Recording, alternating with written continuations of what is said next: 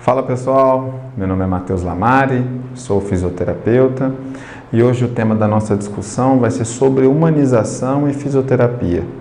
Então, vamos abordar, é claro, de forma geral a humanização, mas vou falar de algumas partes voltadas para a minha profissão. E antes de mais nada, antes de começar, gostaria de agradecer o convite da Universidade Brasil. Gosto sempre de ser lembrado e poder ajudar aí na formação acadêmica de vocês. E para a gente começar, eu gostaria que vocês se perguntassem uma coisa. Será que você gostaria de ser atendido da maneira como você atende seus pacientes? Ou será que você gostaria que seus pais fossem atendidos da maneira como você atende seus pacientes? Vamos tentar refletir sobre isso, que vai ser importante para esses próximos minutos de discussão. Eu gosto sempre de começar com um sumário, conversar nesses próximos minutos.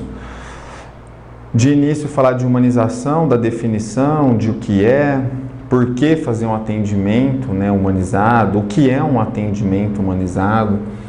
Vamos fazer alguns pontos de exemplificação, bem como da outra parte, que é a desumanização. Dar os exemplos, falar o que é.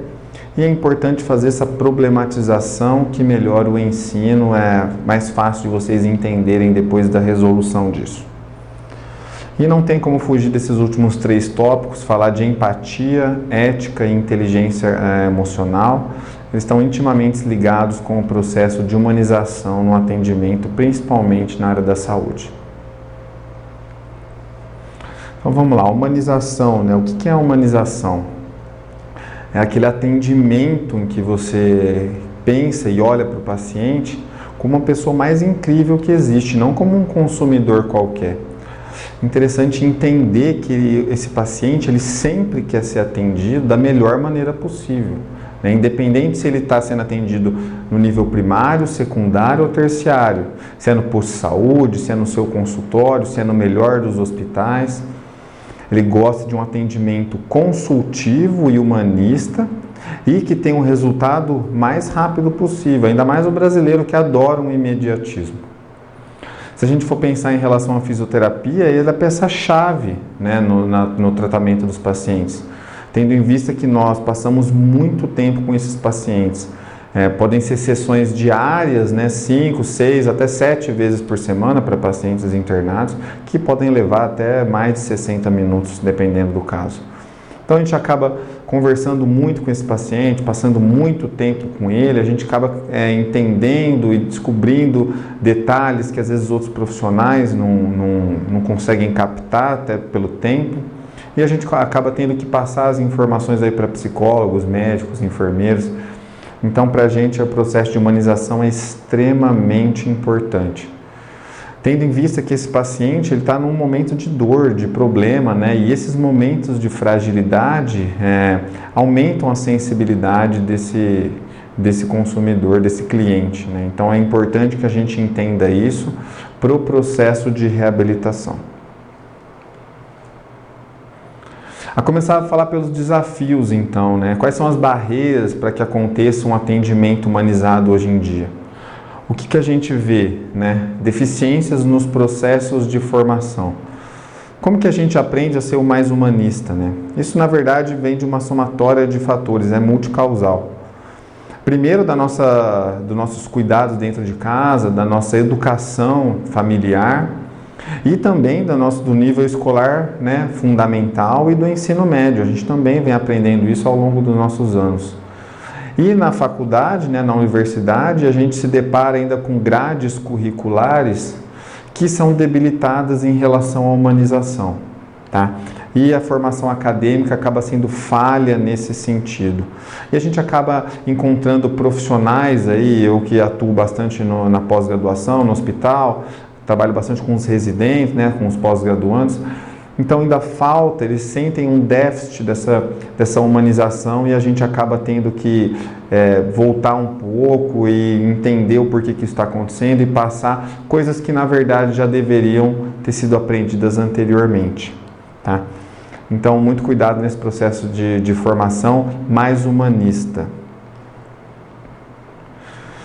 Acho interessante as grades curriculares, né, que trazem ao longo de todos os anos, ó, na formação de medicina, então do primeiro ao quinto ano, sempre com matérias voltadas para psicologia médica, para bioética, para bases humanísticas. Isso faz toda a diferença e te capacita a ser um profissional melhor, o que hoje em dia é dada muita importância em relação à humanização, tá? Então não adianta você ser o melhor dos profissionais, sabe tudo do assunto, mas não tem a mínima humanização. Isso vai fazer você retroceder muito a níveis arcaicos de tratamentos, tá? Então, primeiramente, a deficiência dos cursos, né, que configuram um padrão pouco universalista. O que acontece? O processo dos cursos médicos, né, de todos, psicologia, fisioterapia, medicina, enfermagem, entre outros, eles estão voltados para uma super especialização hoje em dia, né? Todo mundo quer ser super especialista em alguma coisa, né? Tem o especialista do coração, o especialista do ombro, o especialista do rim, o especialista da marcha, da reabilitação, o especialista da esportiva. Não que isso não seja importante, isso é extremamente importante. Mas o profissional de saúde não pode perder a essência generalista dele. Por quê? Não é porque o problema vamos supor, na coluna, nas costas, que também não existe um problema psicológico, né? Isso pode acontecer perfeitamente por níveis elevados de estresse, depressão. Então a gente tem que entender que as nossas estruturas e sistemas estão totalmente interligados. Corpo interligado com a mente e vice-versa. Então, assim, por mais especialista que você seja, nunca deixe de perder aquela essência generalista do profissional de saúde, que isso é muito importante, tá? E que você aprenda tanto a atender, né, no nível primário, quanto secundário, quanto terciário. Tá?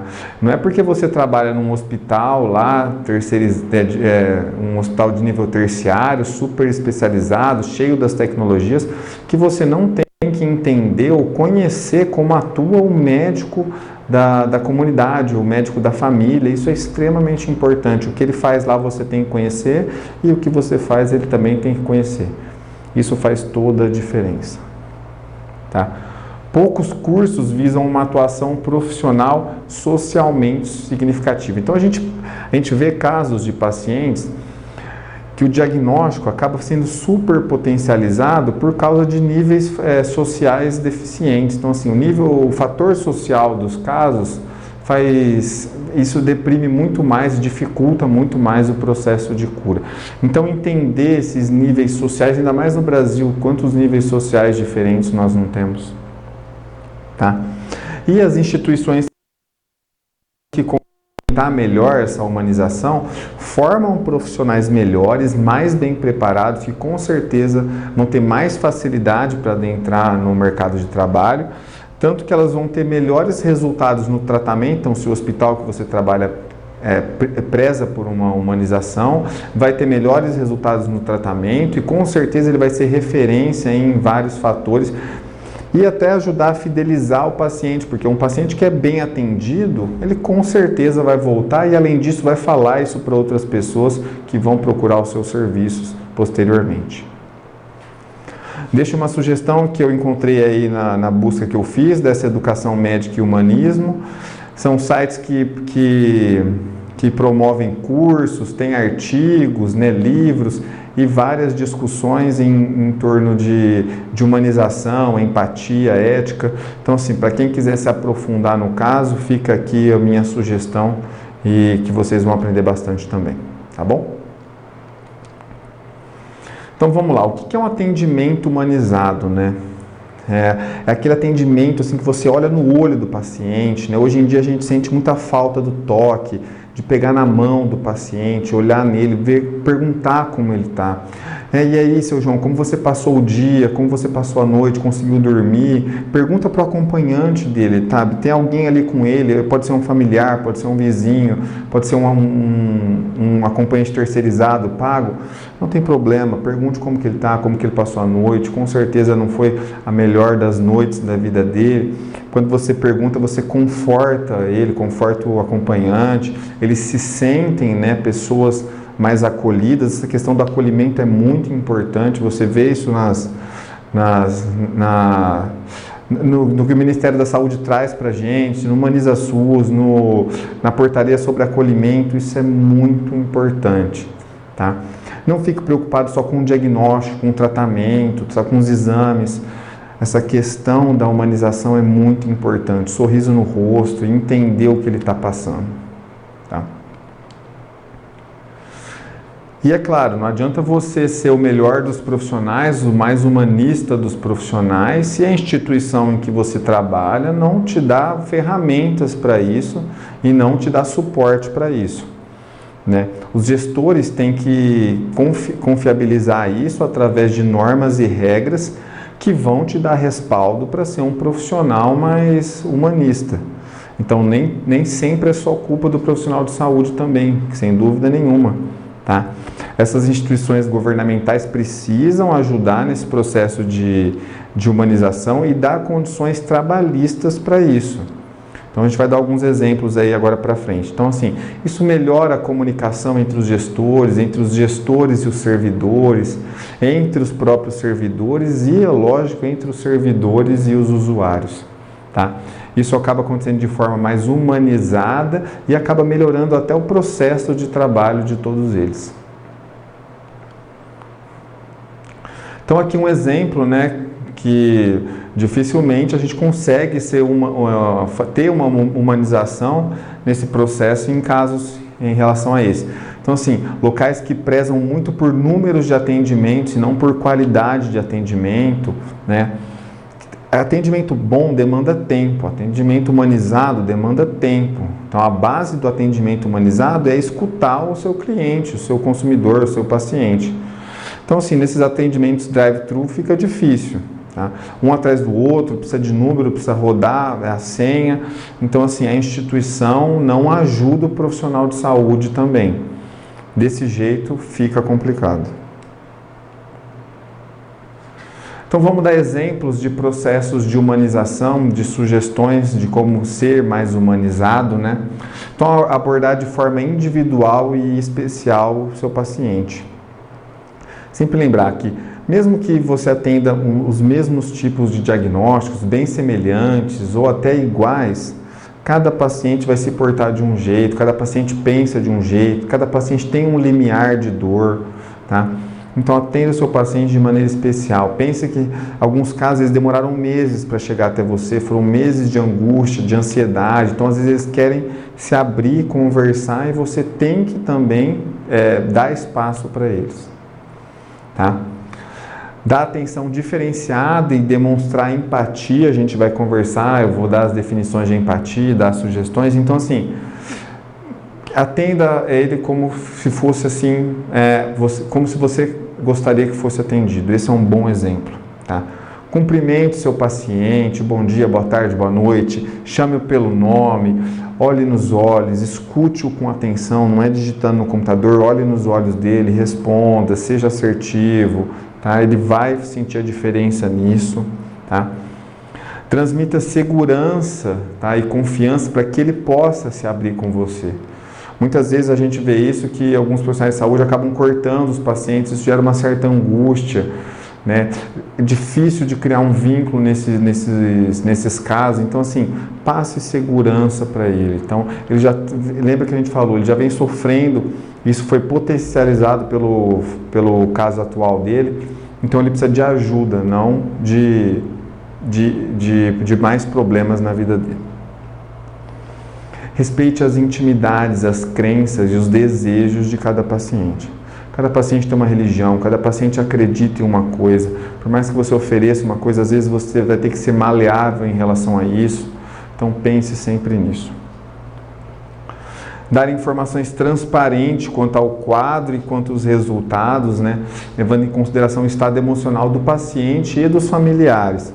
Então, assim, seja claro, seja sincero, evite omissões ou até mentir para o seu paciente, é claro, né? Isso até falta de ética. Então, assim, seja claro, explique para ele exatamente o que esteja acontecendo. É claro que você tem que dosar as palavras em alguns momentos, mas sempre pensar nessa questão emocional dele, como que ele vai receber essa informação, como que o familiar vai receber, né? Às vezes o paciente recebe de uma maneira, o familiar de outra, você tem que dar mais atenção para o familiar, então isso faz toda a diferença. A estrutura física, lógico, né, ela ajuda muito, você tem um espaço preparado para receber esse paciente, porque cada dos seus pacientes vão ter determinados pontos e tópicos diferentes de outros tipos de pacientes. Então, a questão física, né, o espaço físico faz diferença e também o atendimento e os profissionais ali especializados nesse tipo de assunto, tá? E criar procedimentos aptos às necessidades do seu tipo de paciente, é claro. Por outro lado, a desumanização, né, em que momentos que ela acontece? Quando tem tratamentos frios de pacientes e familiares, né, parece que você pouco se importa com o caso dele. Abordagem extremamente específica, então é o que eu falei, às vezes o problema é num lugar, mas você na avaliação checa que tem outros problemas, ele pergunta para você, mas não é, aí você pega e fala, opa, essa aí não é a minha parte, essa é outra especialização. Por mais que seja, tente dar uma olhada, tente ajudar de alguma maneira, ele vai sentir que você está preocupado com o caso e quer ajudar ele da melhor maneira possível. Desvalorizar medos, né, desejos, opiniões, é importante que o paciente dê a opinião dele. Então, assim, no tratamento, é interessante perguntar, o que você acha disso? Você acha que esse é o melhor tratamento para você? Tem alguma coisa que você queira opinar, algo que seja melhor para você? Ele participar do tratamento melhora a adesão e a chance de cura é muito maior, tá? Se manter muito focado no diagnóstico, no tratamento e no procedimento. Então, assim, lembra que o protagonista do momento é o paciente, e o paciente ele é um ser biopsicossocial. Você tem que entender ele como um todo e não pensar nele somente pelo diagnóstico, tá?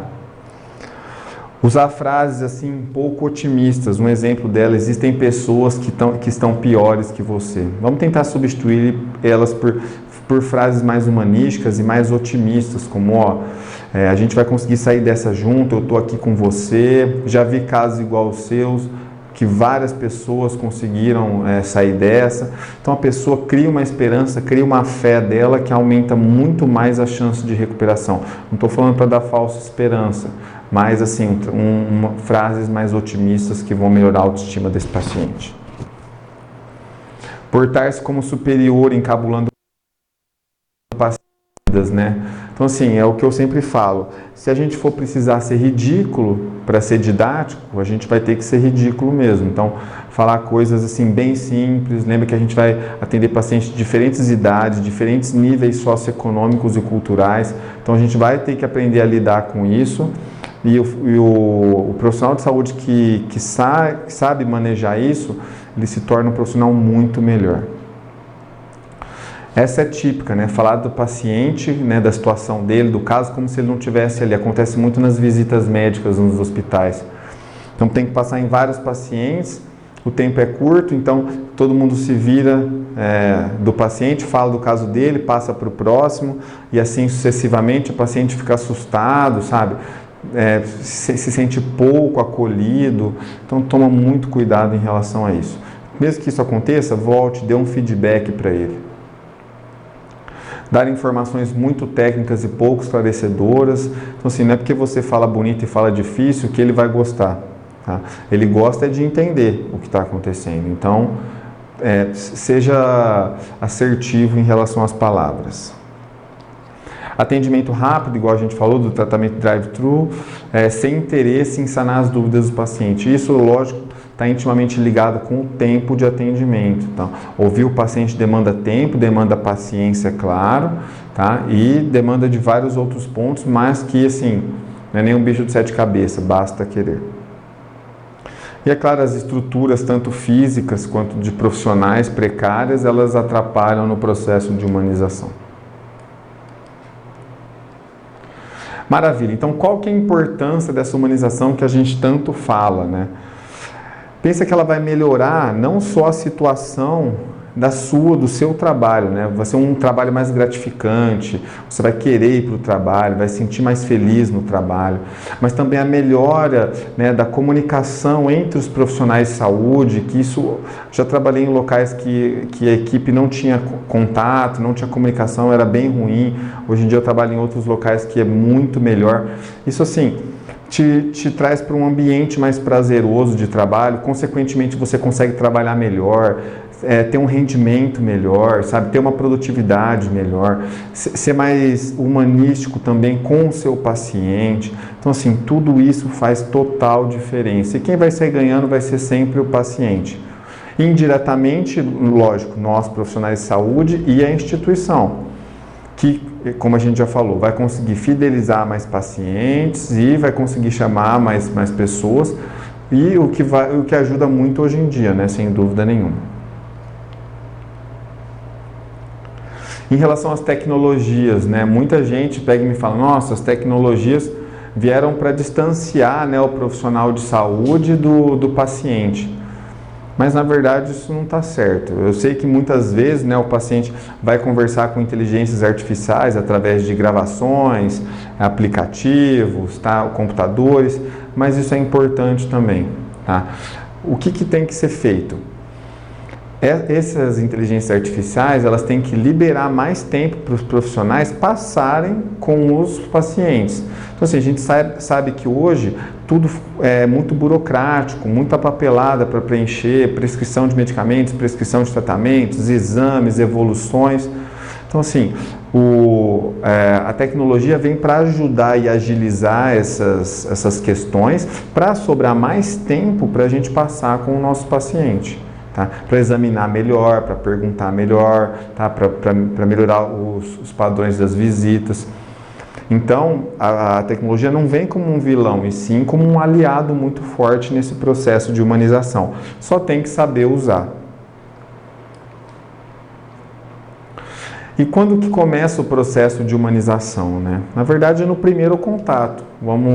Na grande maioria das instituições acontece onde? Na recepção. Então, o profissional que está ali na frente, ele tem que ser capacitado para ouvir, né, de maneira muito bem esse paciente, esse cliente. Então, não é chegar e só receber a queixa e pedir para sentar. É olhar nos olhos, é receber o paciente com um sorriso, perguntar do caso, sabe? Mostrar empatia, chamar o paciente pelo nome, sabe? Querer se envolver no tratamento, sabe? Não só saber o que ele tem, mas o que ele tem, como que ele vem passando, como que a gente pode ajudar, qual que é a queixa principal. Isso já faz toda a diferença. Prestar atenção no que ele diz. Isso já começa a criar um vínculo não só com o profissional e o paciente, mas em relação à instituição.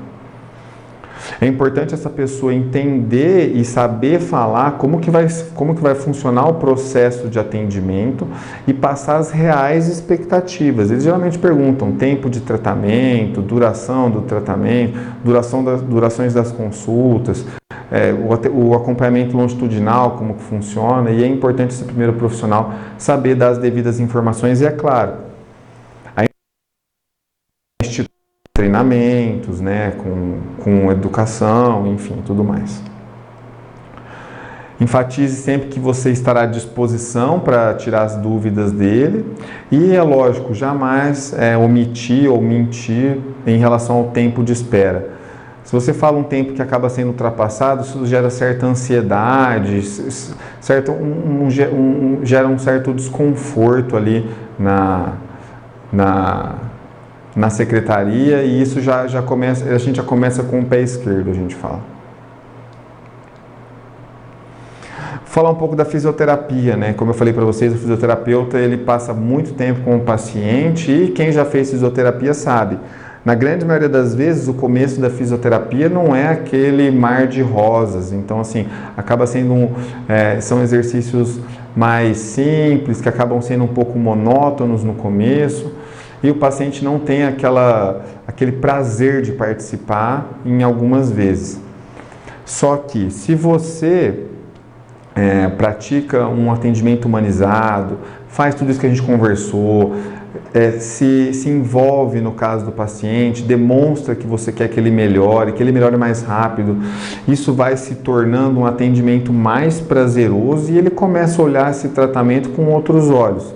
E, consequentemente, a adesão melhora muito. A gente, como já falado, a adesão ajuda muito no processo de reabilitação, tá? Lembrar que os pacientes não são todos iguais. Eu acho legal esse processo de padronização e de protocolos de atendimento, eles são importantes, mas sempre lembrar do individualismo e da especificidade de cada caso, tá? A gente tem que ser um pouco maleável com essas padronizações, porque não é sempre que um paciente tem o mesmo problema que vai ser sempre o mesmo tratamento. Até mesmo a abordagem do caso, isso tem que ser maleável em relação aos pacientes, tá bom? Informar e esclarecer todas as dúvidas e tem que criar um processo de educação mesmo. Então, saber se falar para ele por que ele tem aquela dor, por que você está dando aquele tratamento, por que ele está tomando esse remédio, por que ele está tendo essas sensações. Então, tente explicar para ele o que está acontecendo. Trabalhar o vínculo, a confiança, ela acaba acontecendo indiretamente quando você faz tudo isso, é claro. E a empatia é uma forte aliada no nosso caso, ela é peça-chave. Que a empatia vai ser o quê? É aquele processo psicológico que você tenta entender o que o paciente está pensando, o que ele está passando, como que ele está lidando com aquele problema que ele tem no momento, tá? Isso vai ajudar você a tratar ele melhor, a entender como que está sendo essa rotina dele, e ela é extremamente importante. A empatia, né, essa palavra que a gente ouve praticamente todo dia aí, ela faz toda a diferença. Então, resumidamente, o que é empatia? O processo de você se colocar no lugar da outra pessoa. Então, como que está sendo o atendimento para essa pessoa? Como que será que está sendo? Como que será que está sendo o tratamento para ela? Como que ela está vindo para cá? Como que está sendo a espera? Como que está sendo depois do atendimento? Então isso é muito importante. Não tem como fugir da ética, né? Na verdade, moral e ética aí andam juntos. E, resumidamente, a ética vai te mostrar o que é certo e o que é errado. Basicamente, todas as profissões aí têm o seu código de ética, o código de ética da medicina, o código de ética da fisioterapia, e lá vai especificar exatamente como você tem que lidar na grande maioria dos casos, e seguir isso é extremamente importante. Então, assim, erros básicos, quebras de sigilos de pacientes, exposições de pacientes, tratamentos inadequados, tratamentos iatrogênicos, assim, tente oferecer o melhor tratamento que você tem, o que você tem de melhor, o que você tem de mais resolutivo. Isso sim é um tratamento ético, levando em consideração o respeito, igualdade, os valores e o direito desse paciente. A opinião desse paciente é muito importante. A inteligência emocional, eu gosto muito de comentar sobre ela. O que é a inteligência emocional? É aquela igualdade que você tem que ter entre seus sentimentos, quando eles saem um pouco assim das normas que você planejou. Então, o que acontece? Você se prepara, tem um tratamento mais humanizado, tem ética, tem empatia, faz tudo certo, mas quando isso sai da normalidade, quando acontece algum estresse, alguma ansiedade, né? Algum paciente que discute, briga, isso, nossa, acontece muito. Tá? E a pessoa perde, né, todo esse processo de humanização que ela aprendeu e aí discute, briga. Então lembra que você está ali para melhorar. Tá? Nessa hora que você tem que respirar fundo, usar da sua inteligência emocional, ponderar os seus sentimentos, agir aí com seus sentimentos, seu coração junto com as suas emoções, e fazer isso, contornar isso da melhor maneira possível. Isso sim é ter um tratamento com inteligência emocional, tá bom? Que é o que eu sempre falo, um exemplo típico, né? As salas de espera lotadas, paciente brigando, nossa, estressado, e ele quer brigar com o médico, quer brigar com a secretária, quer brigar com o fisioterapeuta. Nessa hora que você tem que ter calma, segurar as rédeas aí e tentar contornar isso da melhor maneira possível. Isso é ser inteligente emocionalmente. Uma maneira legal de quantificar se o atendimento está sendo bom, se ele está sendo humanizado, é por esses níveis de satisfações simples. Então, se o paciente está muito satisfeito, se ele está satisfeito, se ele está neutro, se ele está insatisfeito ou se ele está muito insatisfeito. Nisso você consegue aí quantificar e ver onde que você tem que melhorar, onde que está bom, onde que ainda não está muito bom. Então isso aqui é uma sugestão legal. E é claro, o pós-atendimento, né, aquele feedback final, então você falar para o paciente em que momentos que ele se superou, sabe, colocar ele para cima, sabe, é interessante ele saber, assim, o que teve de bom, o que ele tem que melhorar ainda, e é interessante ele falar para você também.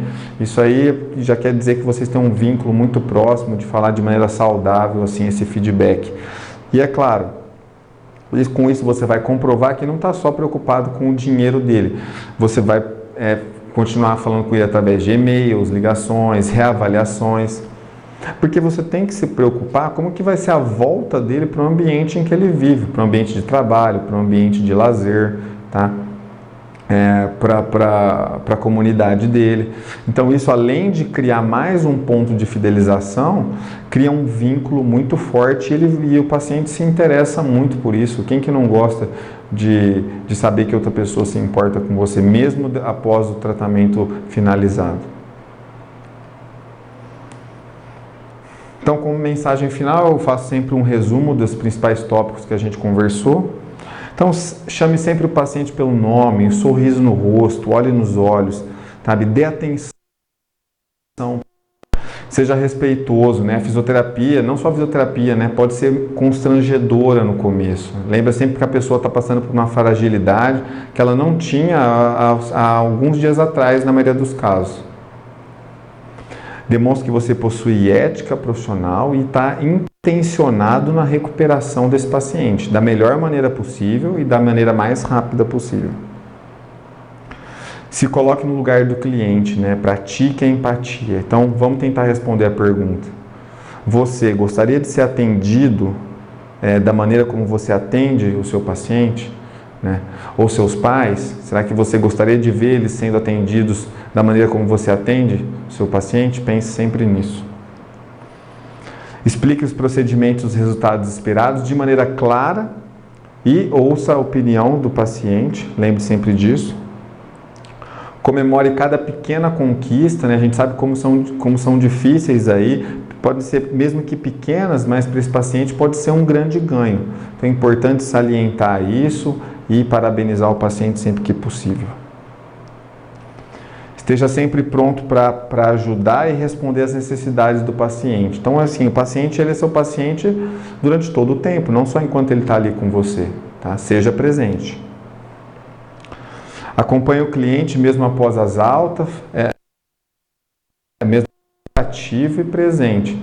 Então, isso é extremamente importante, é aquele pós-atendimento que a gente conversou agora há pouco. E é lógico, use e abuse da empatia e da inteligência emocional. Isso vai te tornar um profissional muito mais preparado e um profissional muito melhor. Então era mais ou menos isso que eu queria trazer para vocês. Deixo aqui mais uma vez meus agradecimentos à Universidade Brasil e deixo também meus contatos caso alguém tenha alguma sugestão ou dúvida. Obrigado.